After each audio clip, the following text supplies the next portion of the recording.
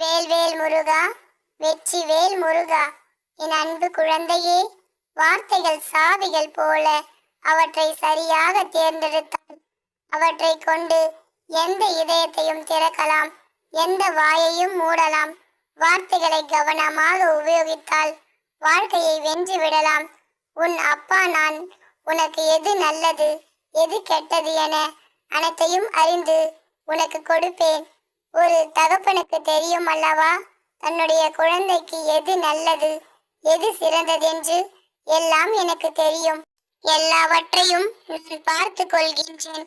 நீ கலங்காமல் இரு. உன் சுமைகளை நான் சுமக்கின்றேன். நீ கடந்து கொண்டிருக்கும் பாதை உன் விடியலுக்கான பாதை. இருள் சூழ்ந்துதான் இருக்கும். இருளை கடப்பவர்கள் தானே நல்ல விடியல் காத்திருக்கும்.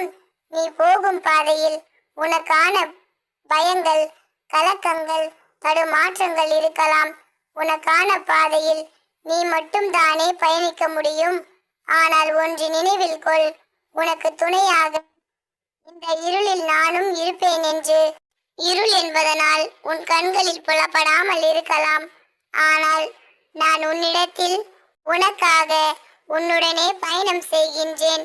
உன் பாதை, உனக்கான வெற்றி, இவையெல்லாம் உன் ஆன்மாவிற்கு எழுதி வைக்கப்பட்டது. உனக்கு என்னவென்று நிர்ணயிக்கப்பட்டதோ அதுதான் உன்னிடத்தில் உனக்காக வந்து சேரும். அது வந்து சேரும் காலத்தை நெருங்கிவிட்டாய்.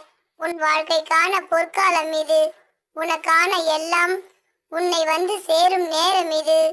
நீ இழந்ததை கூட மீண்டும் திரும்ப பெறுவாய்.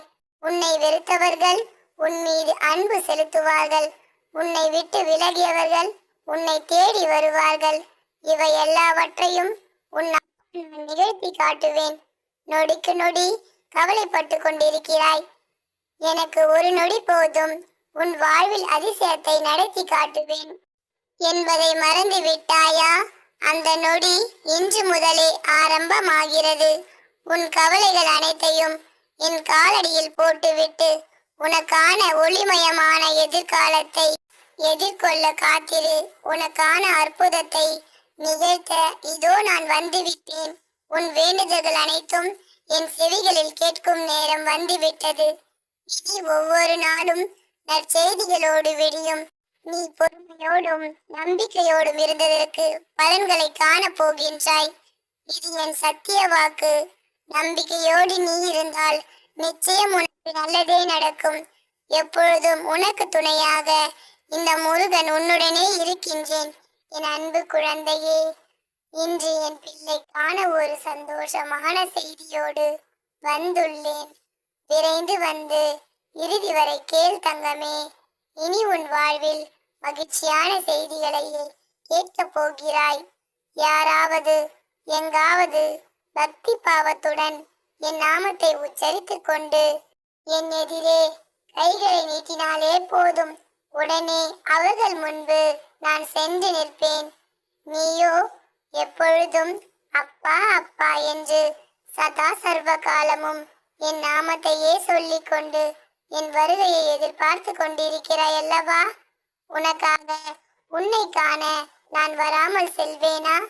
பிள்ளையை தகப்பன் காண வரும் பொழுது வெறும் கைகளுடன் வர முடியுமா? அதனால்தான் உனக்கான எல்லாவற்றையும் சேகரித்து கொண்டிருக்கின்றேன்.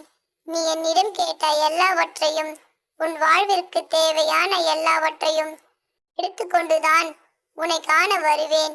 நீயே அதற்குள் அவசரப்பட்டு என்னை மறந்து விட்டாயா அப்பா என்று புலம்பிக் கொண்டிருக்கிறாய். நான் உன்னை மறக்க மாட்டேன் குழந்தையே. என்னால் உன்னை மறக்கவும் முடியாது. நீ என் அனுகிரகத்தை விரும்புகிறாய். நான் உன் விசுவாசத்தை விரும்புகிறேன். அன்பால் என் பாசத்தை நீ இறுக்கி பிடித்திருக்கிறாய். உன் அன்பில் பரவசமடைந்து உன்னை நான் பிடித்திருக்கிறேன். இப்படைப்பு அன்புமயமானது. நீயே அன்பின் வடிவமான என் பிள்ளை. என் மனதிற்கு நெருங்கிய பிள்ளை நீ. உனக்கு மிகவும் நெருக்கமானவன் நான். இப்படியே இருந்து விடலாம் கண்மணி.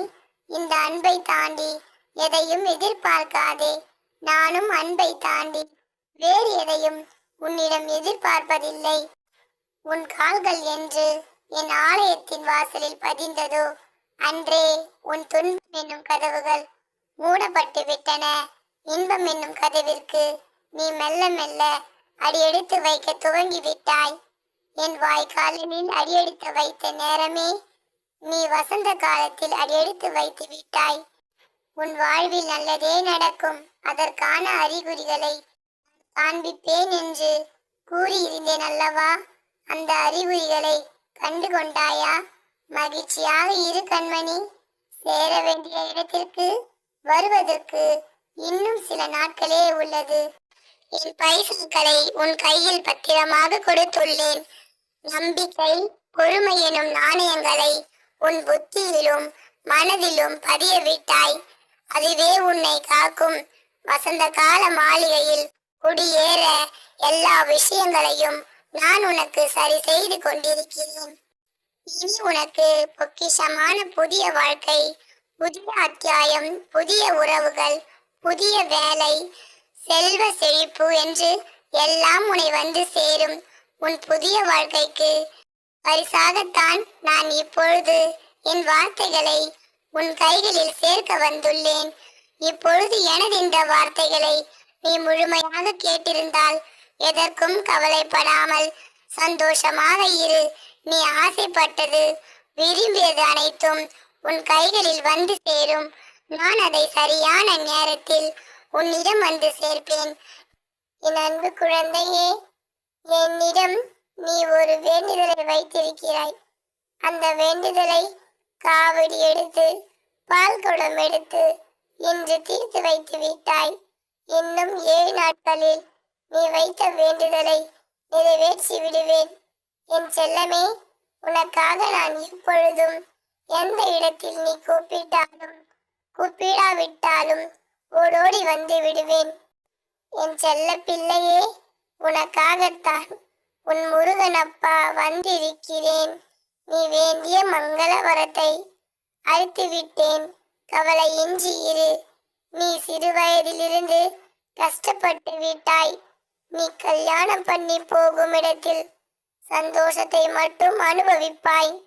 உனக்கு எந்த துன்பத்தையும் அளித்திட மாட்டேன். இந்த அப்பனை தினமும் அப்பா என்று அழைத்த நாள் முதல் உன்னை காண ஓடோடி வந்து விடுவேன். என் பிள்ளையே, எப்பொழுதும் காக்க வைக்க மாட்டேன். என் மனம் கடல் போன்றது, அதில் நீராய் என் பிள்ளையே நீ நிறைந்திருக்கின்றாய். அடுத்தவருக்கு தாகத்தை தணிக்கும் நீராய் உன்னை எப்பொழுதும் வழிநடத்துவேன். கவலையின்றி செயல்படு. என் செல்ல பிள்ளையே, நீ யாரிடமும் பேசும்போது வார்த்தைகளை தெரியாமல் கூட தவறாக பேசிவிடாதே. அப்படி தெரியாமல் கூட தவறாக பேசினால் உன் வார்த்தைகள் ஒவ்வொன்றும் ஒரு காட்டை எரிக்கும் அளவிற்கு சக்தி வாய்ந்தது. அதற்கு பிறகு முதலில் உன் மனித தன்மையை இழந்து விடுகின்றாய். பிறகு நல்ல மனிதர்களை இழந்து விடுகின்றாய். பிறகு நல்ல உறவுகளை இழந்து விடுகின்றாய். அதனால் நீ எப்பொழுதும் பார்த்து பேச வேண்டும். என் பிள்ளைக்கு எப்பொழுதும் நல்ல வழி காண்பிப்பேன். கவலையின்றி இரு. கவலை என்னும் சுட்டெரிக்கும் உன் வெயில் காலம் முடிந்து விட்டது. இனி உன் வாழ்க்கையில் சந்தோஷம் என்னும் அடைமழை காலமாக மாறப்போகின்றது. என் தங்கமே, கவலை வேண்டாம். நீ யாரையும் அதிகமாக நம்பி விடாதே. நீ நம்பியோர் எல்லாம் உன்னை ஏமாற்றி விட்டார்கள். இங்கு மனிதர்களை நம்பி கெட்டோர் பல பேர். உன் முருகனை நம்பி கெட்டோர் யாருமே இல்லை. நீ எப்பொழுதாவது கவலையாக இருந்தால் உன் அப்பாவின் திருநீரை இட்டுக்கொள். அந்த கவலையிலிருந்து விடுபட்டு விடுவாய். நம்பிக்கையோடு இரு. எல்லாம் நல்லதாகவே நடக்கும். உனக்கு துணையாக இந்த முருகன் நான் வருவேன். என் அன்பு செல்வமே, எப்பொழுதெல்லாம் உன்னை சுற்றி தாங்க முடியாத கஷ்டம் இருக்கிறதோ அப்போதே புரிந்து கொள்ள வேண்டும், சந்தோஷமும் உன் அருகில்தான் உள்ளது என்று. முதலில் நீ கஷ்டத்தில் இருந்து எப்படி தப்பிப்பதென்று நினைக்காதே. கஷ்டத்தை தைரியமாக எதிர்கொள்ள கற்றுக்கொள்ள வேண்டும். தப்பித்து போனால் இன்னொரு வழியில் மாட்டிக்கொள்ளலாம். ஆனால் ஒரு முறை நேரில் எதிர்கொண்டு அதை வென்றுவிட்டு வெளியே வா. பின்பு நிம்மதியும் சந்தோஷமும் அமைதியும் மட்டும் நிலைத்திருக்கும். ஏதோ ஒரு இடத்தில் நீ அதனிடம் மாட்டிக்கொள்ளதான் வேண்டும். அதனால்தான் கூறுகிறேன், தப்பிக்க நினைக்காதே. தைரியமாக எதிர்கொள்ள கற்றுக்கொள். நீ சுயநலமாக சிந்திக்கும் வரை உன் மனதை எதுவுமே திருப்திப்படுத்தாது. உன் வாழ்க்கையில் உனக்கு எதுவுமே சந்தோஷமாக தெரியாது. உன் சந்தோஷத்திற்கு ஆசை ஒரு நிபந்தனை போடும். அதாவது, முதலில் ஒரு தங்க கொலுசு கிடைத்தால் நான் சந்தோஷமாக இருப்பேன் என்று தோன்றும். அந்த தங்க கொலுசு கிடைத்த பின்பு ஒரு தங்க வளையல் கிடைத்தால் போதும் என்று தோன்றும். அதன் பிறகு இந்த வீடு, இந்த நிலம், இந்த வேலை, இந்த கடன் தீர்ந்தால் போதும் என்று அடுக்கிக் கொண்டே போகுமே தவிர என்றுமே ஒரு முற்றுப்புள்ளி வைக்காது. விரும்பியதை பல போராட்டங்களுக்கு பிறகு நீ அடைந்த சந்தோஷத்தை அனுபவிக்காமல் அடுத்த ஆசைகளை நினைத்து வருந்துகிறாய். சந்தோஷம் என்பது இயற்கையானது. அதை அப்படியே உணர்ந்து கொள். ஒன்றை வேண்டி நீ மிகவும் வருத்தத்தில் என்னிடம் நீ ஒரு வேண்டுதலை வைக்கிறாய். அது கிடைத்தவுடன் நீ எவ்வளவு சந்தோஷப்படுகிறாய். அதனால் அதற்காக நீ எவ்வளவு நாள் வேண்டி இருக்கிறாய் என்பதை சற்று நினைத்துப்பார். 1 மாத காலம், 6 மாத காலம், 1 வருட காலம், இல்லை பல ஆண்டுகள் தவம் இருந்து பெற்ற ஒன்றை 1 மாதம் கூட நீ முழுமையாக சந்தோஷமாக அனுபவிக்காமல் அதற்காக அடுத்த விஷயத்தை தேடி ஓட ஆரம்பித்து விடுகிறாய். எந்த காரணமின்றி சந்தோஷமாக இரு. சந்தோஷமாக இருக்க காரணங்களை கண்டுபிடிக்க வேண்டிய அவசியமே இல்லை. ஒன்று கிடைத்தால்தான் சந்தோஷம் என்று உன் மனது அதற்கு அணை போட்டால் அந்த அணையின் பின்னாலே நீ செல்லாதே. மனதை கட்டுக்குள் கொண்டு வா. நான் கூறியவாறு மனதார ஒன்று முடிந்தால் இன்னொன்று, இன்னொன்று முடிந்தால் மற்றொன்று என்று ஓடிக்கொண்டே இருக்கும். அப்படியே அதன் பின்னால் போகாமல் கிடைக்கும் ஒவ்வொரு சந்தோஷத்தையும் அனுபவிக்க கற்றுக்கொள். உன் மனதில் தேங்கியிருக்கும் குழப்பங்களை தூக்கி எறி. அப்போதுதான் கவலைகளை துளைத்து விடு. இந்த நிலை விரைவில் மாறும். நான் இருக்கிறேன் நிழலாக என்றும் உனக்காக. நீ செல்லும் இடமெல்லாம் நான் அப்பா வருகிறேன் என்று உனக்கு சந்தேகம் இருக்கிறதா? இருக்கிறது. அதனால்தான் பயப்படுகிறாய். கவலை என்று வந்தவுடன், கஷ்டம் என்று வந்தவுடன் ஒரு ஓரத்தில் உட்கார்ந்து புலம்புகிறாய். அல்லது தைரியமாக கோவிலுக்கு செல்கிறேன் என்று வருகிறாய். ஆனால் அங்கும் வந்து என் முன்னால் புலம்புகிறாய். எதற்காக? உன் அப்பா இருக்கிறேன் நம்பித்தானே கோவிலுக்கு வருகிறாய். உன் வீட்டின் பூஜை அறையில் நான் இருக்கிறேன் என்று நம்பித்தானே எனக்கு விளக்கு ஏற்றுகிறாய். அப்புறம் என்ன, நான் சரி செய்து விடுவேன் என்று நம்பிக்கை மட்டும் இல்லையா? நம்பு, எல்லாத்தையும் நம்பு. கண்மூடித்தனமாக நம்பு. நீ கற்ற அறிவுகளை கொண்டு என்னை சந்தேகம் கொள்ளாதே. முழுமையாக நம்பினால் போதும். நிச்சயமாக அது நல்லதாக நடக்கும். நீ கேட்கும் முன்னாலே, நீ கண்ணீர் விடும் முன்னாலே, உன் கஷ்டத்தை கூறும் முன்னாலே அனைத்தும் உணர்ந்தவன் நான். உன் அப்பா எதை எந்த நேரத்தில் எப்பொழுது செய்ய வேண்டுமோ அதை தவறாமல் செய்வேன். எனது பணி எந்த ஒரு மாற்றமோ எந்த ஒரு தப்போ நிகழாது. நீதான் மனம் மாறிக்கொண்டே இருக்கிறாய். இல்லை தங்கமே, நிலையான மனதோடு அமைதியாக இரு. உயர் அடித்தாலும் தென்றல் வீசினாலும் ஒரே மாதிரியாக எடுத்துக்கொள். எதிர்த்து நிற்க கற்றுக்கொள். அப்பா இருக்கிறார், அவர் பார்த்து கொள்வார் என்று சொல்லிக்கொண்டே போய்கிட்டே இரு. கண்டிப்பாக உன் அப்பா நான் பார்த்து கொள்கிறேன். உன் அப்பா நான் இருக்கிறேன் என்று நம்பு. என் அருகில் வா, மங்களம் உண்டாகும். என் தங்கமே, உனக்கு நல்லதே நடக்கும். நல்லதே நினை, நல்லதே செய்.